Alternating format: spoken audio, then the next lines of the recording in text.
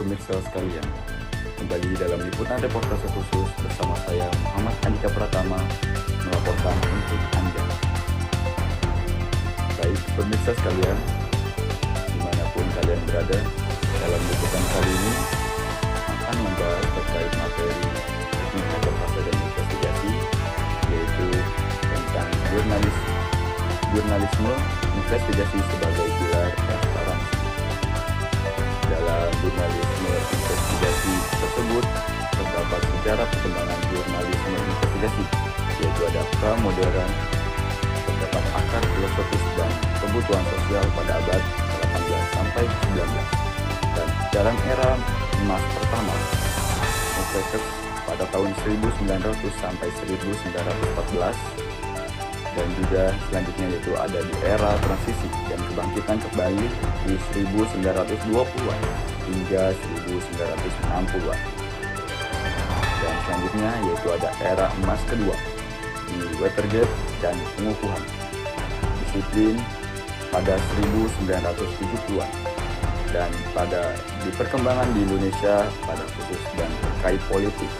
Dan selanjutnya yaitu ada jurnalisme investigasi yang kontemporer di era digital dan kolaborasi pada tahun 2000-an hingga kini. Selanjutnya yaitu ada di tahapan dalam proses jurnalistik investigasi.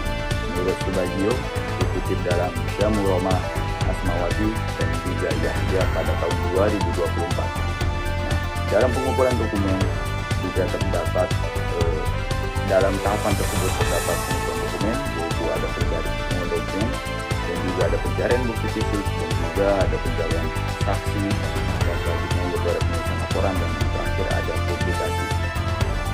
Dan selanjutnya itu menurut Yanti yang menguraikan proses investigasi yang secara lebih rinci. Dan yang pertama itu ada conception, yaitu perumusan ide. Yang selanjutnya yang kedua yaitu ada feasibility study, yaitu studi kelayakan. Dan yang ketiga, de novo decision, yaitu pengambilan keputusan. Keempat yaitu case building dan pembangunan basis data. 5 planning perencanaan. 6 original research, yaitu ada riset asli. Dan yang ketujuh ada revolution atau evaluasi ulang. Dan yang ke-8 yaitu ada filling the gaps, yaitu mengisi celah informasi. Dan yang ke-9 yaitu ada final evaluation, yaitu evaluasi akhir. Dan yang selanjutnya yaitu sebelum dari terakhir tersebut yaitu ada waiting and reverting, yaitu penulisan dan penulisan ulang. Selanjutnya yang terakhir yaitu ada publication and follow up stories, yaitu publikasi dan tindak lanjut. Selanjutnya yaitu ada perbedaan jurnalisme investigasi dan bentuk jurnalisme lainnya. Terdapat perbedaan di setiap tahapannya, yaitu komponennya. Yang pertama yaitu fokus dan tujuan jurnalistik, kedua metode pengumpulan informasi, waktu produksi dan publikasi, dan yang keempat risiko dan tantangan, dan yang kelima yaitu dampak sosial dan politik, dan yang terakhir tantangan yaitu aspek lainnya. Selanjutnya yaitu ada prinsip dasar jurnalisme secara umum. Nah, dalam jurnalisme terdapat prinsip-prinsip tersebut, yaitu akurasi dan independensi dan juga objektivitas, dan yang terakhir yaitu balance, sama rata. Dan selanjutnya itu ada penerapan prinsip-prinsip jurnalisme investigasi dalam praktik jurnalistik. Dalam jurnalisme investigasi terdapat salah satu bentuk jurnalistik yang memiliki fungsi khusus, yaitu mengungkap fakta yang tersembunyi dan berhubungan langsung dengan kepentingan publik. Berbeda dengan jurnalisme berita harian yang umumnya hanya menyampaikan informasi permukaan, jurnalisme investigasi menekan pencarian bukti yang mendalam, pengujian data serta keberanian untuk mengungkap praktik pengambilan kekuasaan. Baik pemirsa sekalian, dalam prinsip tersebut